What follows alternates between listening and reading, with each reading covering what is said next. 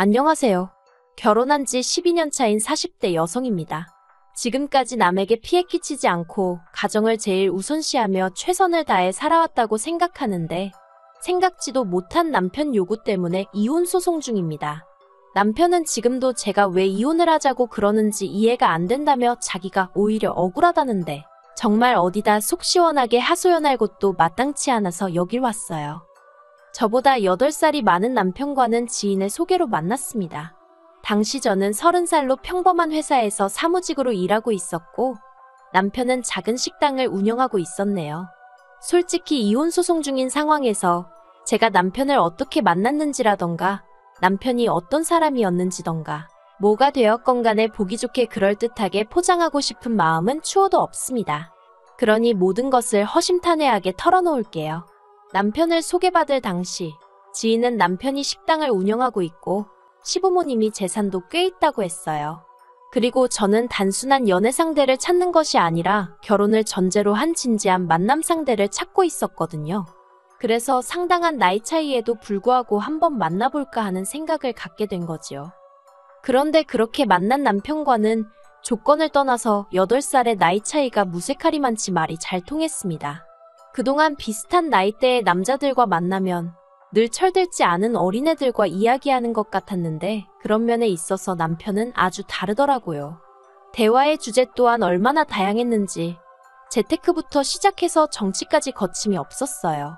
그래서 하루가 다르게 제가 먼저 남편에게 빠져들어갔네요. 그리고 그렇게 사귄 지 1년쯤 되던 해 남편이 저에게 프로포즈를 해왔습니다. 이미 남편이 하루빨리 프로포즈를 해주길 기다리던 저로서는 생각하고 말고 할 것도 없이 오케이였어요. 그런데 남편이 프로포즈를 하면서 하는 말이 서울 외곽이긴 해도 아파트도 이미 준비되어 있다고 하더라고요. 저는 거기까지 기대했던 것은 아니었기에 조금 당황스러우면서도 솔직히 기쁜 마음을 감출 수 없었습니다. 친정부모님도 이러한 상황을 알게 되시고는 처음에는 나이 차이가 많이 나서 부담스럽다 내키지 않는다 하셨던 마음이 조금 풀린 듯한 눈치였어요. 아무튼 그래서 남편이 집을 책임지고 제가 혼수를 책임지고 그렇게 식을 올리게 되었습니다. 하지만 막상 식을 올리고 얼마 지나지 않았을 때 저희가 살고 있는 아파트가 남편 명의가 아니라 시부모님 명의로 되어 있다는 사실을 알게 되었어요. 제가 남편더러 왜 시부모님 걸 당신 거라고 했냐고 따지니 어차피 돌아가시면 자기가 받을 거니까 똑같은 거 아니냐대요. 그러면서 덧붙이기를 세금이랑 여러 가지 문제가 복잡하게 얽혀 있다 보니 그렇게 된 거라며 너무 신경 쓰지 말랍니다. 그리고 저는 그때 결혼한 지 얼마 되지도 않은 신혼에 그런 문제로 다투는 게 왠지 남사스럽다고 생각했어요. 어디다 속 시원하게 어떻게 하는 게 좋을지 물어볼까도 생각했지만 한편으론 왠지 쪽팔린 것 같기도 하고 남들이 저를 멍청하게 볼까봐 걱정도 되대요. 그래서 나름대로 좋은 쪽으로만 생각하고 보려고 했습니다. 남편 말대로 언젠가 어머님 아버님이 돌아가시면 남편이 물려받을 텐데 너무 생각을 많이 하지 말자. 그렇게 스스로를 이해시키려고 했지요. 아무튼 이후로 저희는 어느 다른 부부들처럼 평범한 결혼 생활을 이어갔습니다. 좋은 날이 있으면 힘든 날도 있듯이 저희도 그렇게 웃고 울며 10년이 넘는 긴 세월을 함께 해왔지요. 그리고 솔직히 말이 나와서 말이지만 남편과 사는 동안 진지하게 이혼을 생각했던 적도 있어요. 그건 바로 아이가 유치원에 들어가던 시기에 남편이 주식을 했을 때였습니다. 저와 상의 한마디 없이 식당을 담보로 잡아 대출을 받았고 그 돈으로 주식에 투자를 했더라고요. 그리고 그 액수가 자그만치 7천이었습니다. 수습도 할 수 없을 만큼 일이 커지고 나서야 남편이 저에게 닭똥 같은 눈물을 흘리며 어떡하면 좋겠냐며 상황을 알려왔는데 단순히 화가 나는 게 아니었어요. 실망스럽고 한심하고 말할 수 없을 만큼 복잡한 심정이었지요. 남편더러 도대체 무슨 생각으로 그런 짓을 한 거냐고 물었습니다. 그랬더니 남편은 자기가 아무리 장사를 해도 벌어오는 돈은 뻔하다고 그래서 차라리 투자를 해서 한 방 딱 터뜨리는 게 낫겠다 싶었다대요. 그리고는 남편은 몇 번이고 이게 다 가족을 위해서 그런 거였다며 반대로 자기가 돈을 땄어도 이렇게 화가 났겠냐는 거예요. 정말이지 뻔뻔한 남편의 태도에 진저리가 날 정도였지만 결국 처음이자 마지막이란 말로 넘어가 주었네요. 어쨌든 애아빠였으니까요. 그런데 마음을 좀 다잡고 살아보려던 찰나에 일이 생겼습니다. 건강검진을 받으신 아버님이 간암 판정을 받으셨거든요. 그런데 어머님이고 남편이고 아버님 간병을 제가 하기를 바라더라고요. 정말이지 목 빠지게 제가 하겠다고 나서주기만을 바라는 사람들처럼 행동을 하대요. 물론 단지 그 이유 때문에 제가 아버님 간병을 시작한 것은 아니었습니다. 남편과 어머님이 보여준 태도가 부담스러웠던 것도 사실이지만 저는 저대로 어쨌든 암이라는데 아픈 사람을 섭섭하게 하는 건 경우가 아니라고 생각했어요. 그리고 초기암이었으니까 수술만 하면 깔끔하게 낫는 줄 알았지요. 그래서 그까짓 거 길어봐야 한 달이다 생각하고 애들까지 친정에 맡겨가면서 자의반타의반으로 간병 생활을 시작하게 되었네요. 하지만 제가 원래 간병을 해본 사람도 아니고 4박 5일 내내 남자 병실에 머물면서 아버님을 간병한다는 건 정말 쉬운 일이 아니었습니다. 게다가 아버님 성격이 원래도 불같으신데 당신이 암 환자라는 사실을 알고 나신 이후로는 짜증까지 2배, 3배로 내셨거든요. 솔직히 저 때문에 암에 걸리신 것도 아닌데 저한테 얼마나 화풀이를 하시던지 그래도 참을 인자를 손바닥에 그려가며 꾹꾹 눌러 참았습니다. 수술만 하면 끝이니까 다 낫고 나시면 나한테 미안해하실 거라고 그렇게 생각하면서 말이지요. 그런데 안일하게 생각한 제가 어리석었어요. 암이라는 게 수술만 하면 끝이 아니라 이후로 5년 동안은 매달 한두 번씩 정기검진을 받아야 한다는 이야기를 들었거든요. 그리고 혹시나 했지만 역시나라고 아버님은 수술은 성공적으로 끝났다고 했지만 이후로 매달 한두 번씩 병원에 와서 검사를 받으라고 하대요. 그래서 어머님 아버님은 대전에 살고 계셨는데 그 검사를 받기 위해서 매달 서울에 올라오셔야 했어요.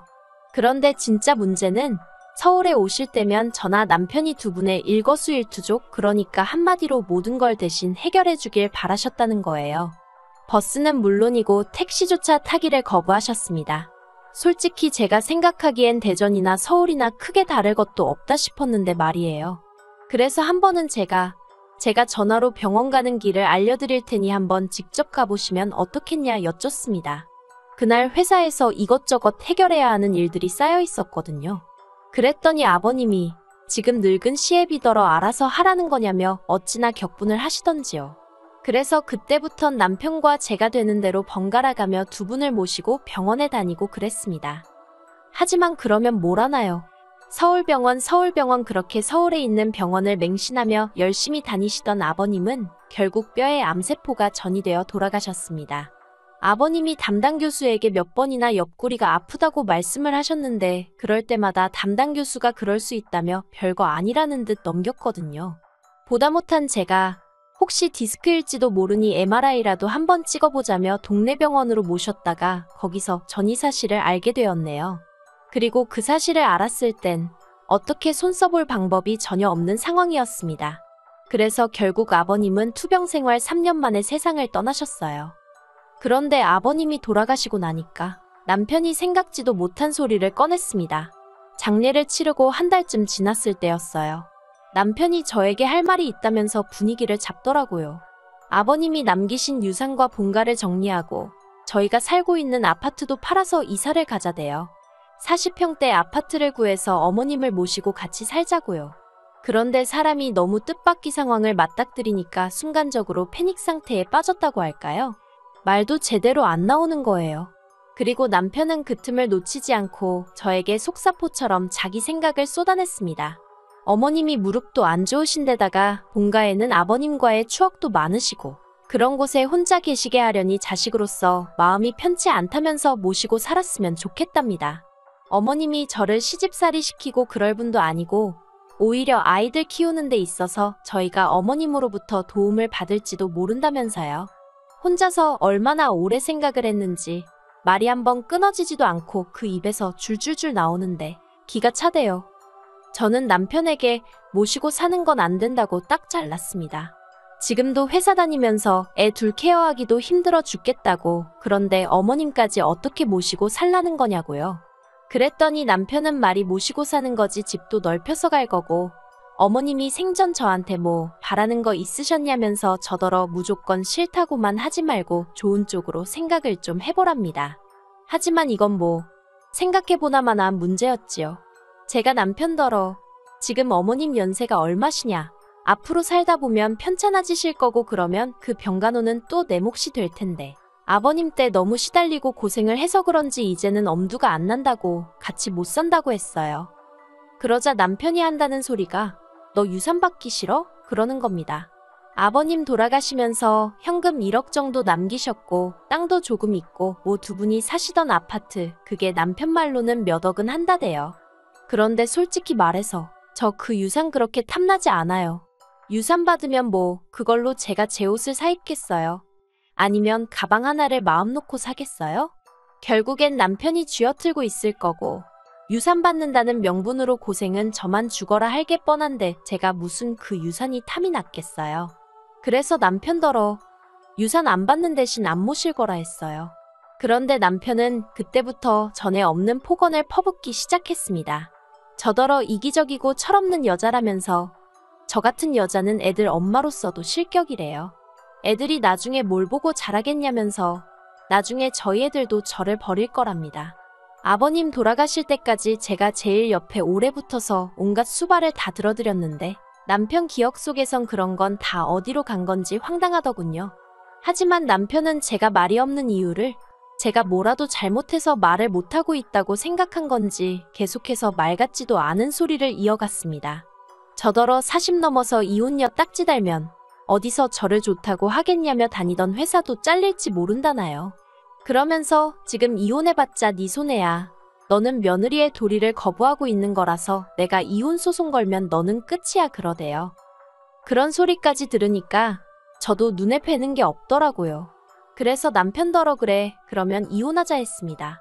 당신 말대로 나이 40에 이혼녀 딱지 그까짓 거 달아도 그만이라고. 그리고 나만 이혼녀 되냐고 그러면 당신도 이혼남 된다고 했습니다. 나이 50에 이혼남 딱지 달면 당신은 어디 가서 환영받을 것 같냐고 저도 똑같이 쏘아붙였어요. 남편도 제가 그렇게 나올 줄은 몰랐는지 그제서야 눈을 동그랗게 뜨고는 지금 말이라고 하는 거냐면서. 그리고 저는 이튿날 바로 이혼 전문 변호사를 찾았습니다. 솔직히 변호사 사무실에 가는 내내 아이들이 눈에 밟혔지만 마음을 독하게 먹었어요. 아이들도 언젠가 저를 이해해 줄 거라 믿으면서 남편에게 가타부타 말하지 않고 내용 증명 보냈습니다. 솔직히 그 과정 내내 제가 남편더러 나가라고 한 것도 아니고 그렇다고 제가 집을 나온 것도 아니었어요. 다만 아이들이 혹시나 상처를 받을까 걱정되어 친정으로 보낸 상황이었습니다. 그나마 방학이었으니 다행이었지요. 그런데 남편이 내용 증명을 받고서는 아주 생난리를 치대요. 네가 뭔데 이혼을 하냐마냐 하냐면서 이혼 소리를 꺼낸 건 자기였으면서 정작 제가 먼저 액션을 취한 게 화가 나는 모양이더군요. 그리고 결론부터 이야기하자면 결국 이혼했습니다. 1년간의 지리한 다툼 끝에 제가 이겼어요. 재산도 분할받았고 위자료는 기껏해야 돈 1,000만 원이나 받겠냐 했는데 그것보다도 훨씬 웃도는 돈을 받았네요. 그리고 아이들에겐 미안하지만 남편이 곧 죽어도 양육권을 포기하지 못하겠다 하더라고요. 자기는 양육비도 필요 없다면서 무조건 아이들을 데려가야겠다는 거예요. 솔직히 식당 일을 핑계로 애들하고 어디 한번 제대로 놀러 간 적도 없으면서 막상 이혼하는 마당에는 애들 욕심을 내는 걸 보니 어처구니가 없었지요. 그런데 제가 나쁜 엄마인 걸까요? 제가 10년 키웠으니 남은 10년은 남편이 키워도 되지 않을까 싶었습니다. 그래서 남편한테 양육권 넘겼어요. 친권을 준 것도 아니고 요새 세상이 어떤 세상인데 남편이 안 보여준다고 평생 못 보고 살고 그런 건 요즘 말도 안 되잖아요. 그래서 눈 딱 감고 양육권 포기했네요. 그런데 웃긴 게 남편과 이혼하고 완전히 남남이 되고 나서 얼마 지나지 않았을 때 어머님이 찾아오셨습니다. 합가 얘기 나오는 내내 남편 뒤에 숨어서 한 번도 저희 사이를 어떻게 조율해 주려는 시도조차 안 하신 분이셨어요. 솔직히 말해서 어머님이 조금이라도 아들 내외를 걱정했다면 아들한테라도 합가 안 해도 된다. 아니 하다못해 천천히 해도 된다. 일단 네 와이프 마음부터 달래줘라. 그런 소리는 했을 것 같아요. 하지만 아버님 간병 때도 그렇고 결정적인 순간에는 꼭 당신 아들 뒤에 숨어서 나는 아무것도 몰라요. 하고 계시는 분이셨습니다. 그런데 그런 분이 절 찾아오셔서는 다시 살림을 합치는 게 어떻겠냐입니다. 저는 제 귀를 의심했어요. 그런데 어머님 말씀이 듣다 보니까 얼떨결에 당신이 살림도 다 하시고 애들 케어도 다 하고 계신 모양이더라고요. 그러면 그렇지 집버릇 누굴 주나요?